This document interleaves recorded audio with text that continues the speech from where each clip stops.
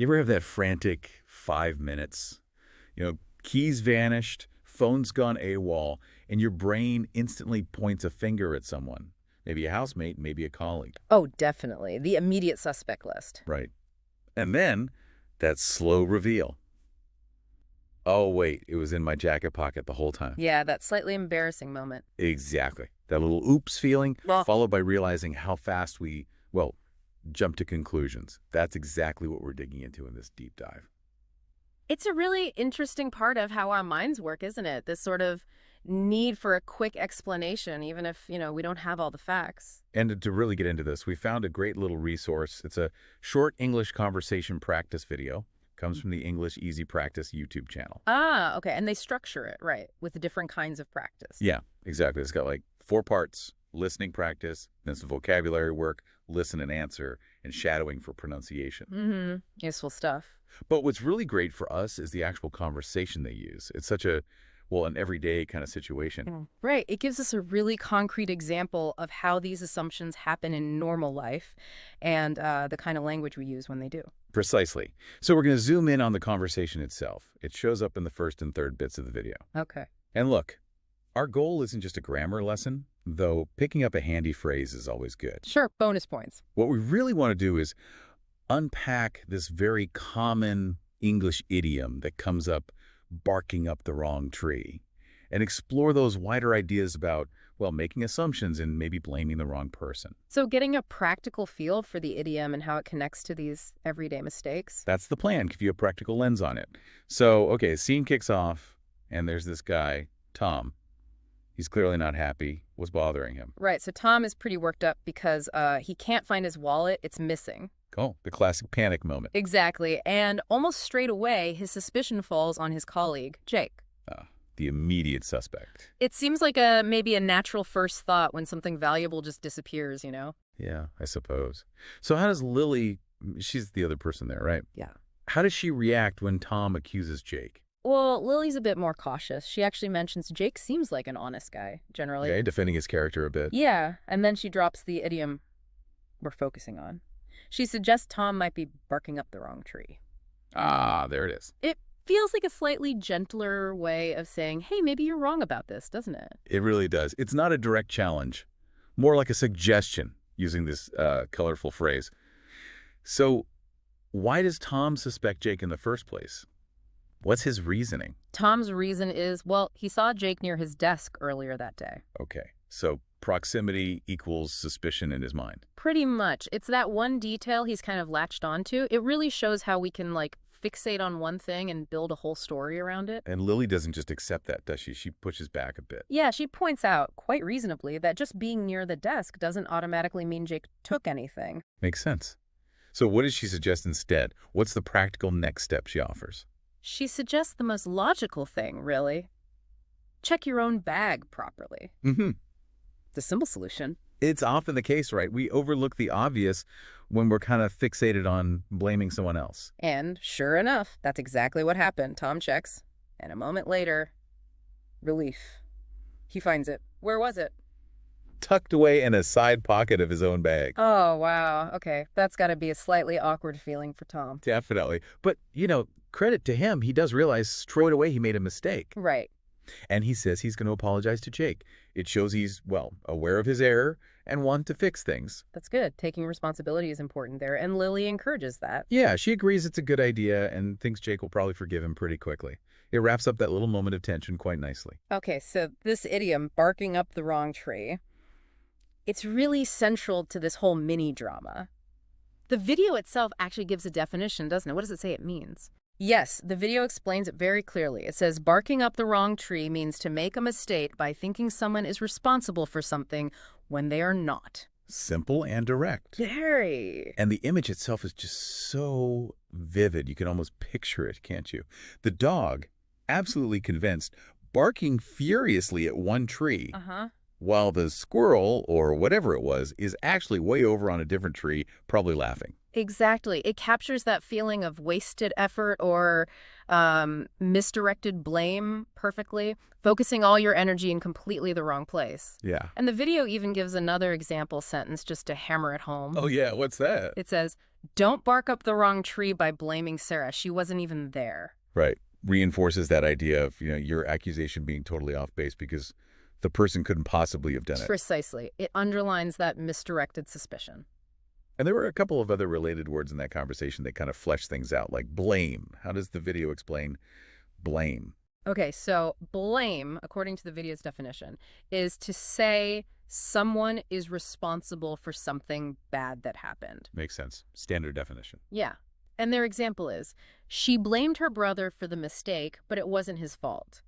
Which fits Tom perfectly at the start, right? He blamed Jake. Absolutely. But then, crucially, after the wallet turns up, Lily says something specific. She says Tom blamed Jake for nothing.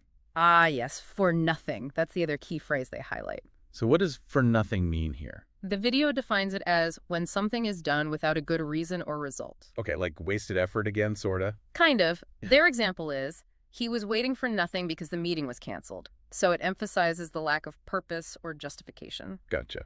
So when Lily says Tom blamed Jake for nothing, she means his accusation was completely pointless because it had no basis in reality. Jake didn't do it. Exactly. It just underscores that the blame was unfounded once the truth came out. It's interesting how those simple words, blame for nothing, barking up the wrong tree, really map out that whole little emotional journey Tom went on. Yeah, from that initial unchecked assumption to realizing his mistake. It's quite a common pattern, I think. Definitely. Which brings us to the kind of the bigger picture here. Why does this little story resonate? What are the main things you should maybe take away from this? Well, for me, the speed is just incredible. The speed at which Tom jumped to blame Jake. He lost something and bam, instant narrative.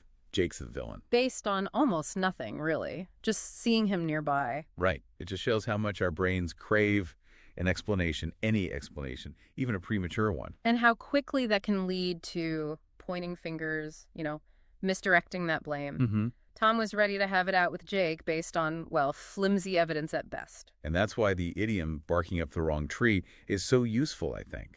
It's a concise way, maybe even a slightly humorous way, to flag that kind of mistake in thinking.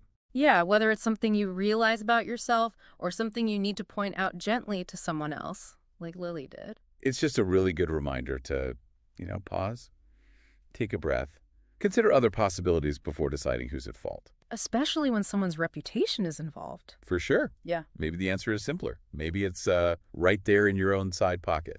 And if we step back even further, this isn't just about lost wallets, is it? We make assumptions all the time. Oh, constantly. About why people do things, about how situations will play out, about, everything. Yeah. And if we don't check those assumptions, they can really lead us down the wrong path, get us barking up the wrong tree in all sorts of ways. So just to wrap up this deep dive then, we looked at that short conversation, Tom losing his wallet, suspecting Jake, and Lily gently pointing out he might be barking up the wrong tree. We unpacked what that idiom means, basically, blaming the wrong person or focusing your efforts incorrectly. And we touched on related words like blame and doing something for nothing. Right. And the core takeaway really is about being mindful of how quickly we can form assumptions and how easily that can lead to misplaced blame. Absolutely. Which leads to a thought for you, the listener. Can you think of a time you might have been, barking up the wrong tree? Or maybe when someone said that to you. What actually happened? What did you learn from it? Yeah, and maybe thinking about how you can be a little more, cautious with your assumptions going forward. Just pausing that a little bit longer. It's definitely something worth reflecting on.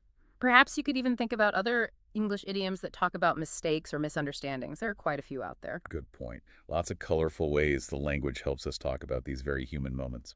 Anyway, thanks for joining us for this deep dive. So you want to get up to speed quickly, right? Cut through the noise and get the essential insights. Well, that's exactly what this deep dive is for. Today, we're looking at a YouTube video from English Easy Practice. Right. The one called English Speaking Practice with Daily Use English Sentences, Learn Conversation Vocabulary. That's the one. It's all about boosting speaking skills, using listening, vocabulary, that kind of thing. It seems pretty practical, using real-world examples. Exactly. And our mission really is to pull out the absolute gold from this video. We're talking about those everyday English phrases you can actually use. So not just definitions, but how they work in a real conversation. Precisely. How to use them confidently. Yeah. So the video kicks off with listening practice, yeah. a basic conversation. It does. It's between two people, Emma and Jake. Okay, so Emma invites Jake to the movies. Simple enough. Seems that way, but then Jake has to say no. Work gets in the way. Okay. And this is where we hit the first really useful bit of language. Yeah, he says, can I take a rain check on that? Take a rain check. Okay, so he's declining, obviously, but what's special about that phrase? Well, it's polite, of course, but more than that, a rain check isn't usually a final no. It's like saying, I can't now, but I'd like to later. So it postpones it rather than just canceling, keeps the social connection strong. Exactly. It suggests he genuinely wants to go, just not right now. It's about rescheduling. That makes a lot of sense. It really softens it. And Emma's reaction? Oh, she gets it immediately. Suggest going this weekend instead. It flows really naturally. Yeah, that's a smooth exchange. It shows how these phrases kind of grease the wheels of conversation, doesn't it? Absolutely. One person offers the polite way out, the other picks up on the cue. Very efficient, socially speaking. And they chat about something else too, right? Jake's new job. Uh-huh. Emma asks how it's going, and she's encouraging. Says something like, I knew you would do well. Nice. Just a typical supportive little exchange. Totally. These are the kinds of interactions we have all the time. So after that conversation example, the video moves into a vocabulary section. Perfect. Let's dig into those phrases. Starting with, take a rain check on. Right. The video definition is basically to say no now, but suggest doing it later. Okay. And they give examples. Yeah. The narrator uses it like, I'm busy tonight, but can I take a rain check on dinner?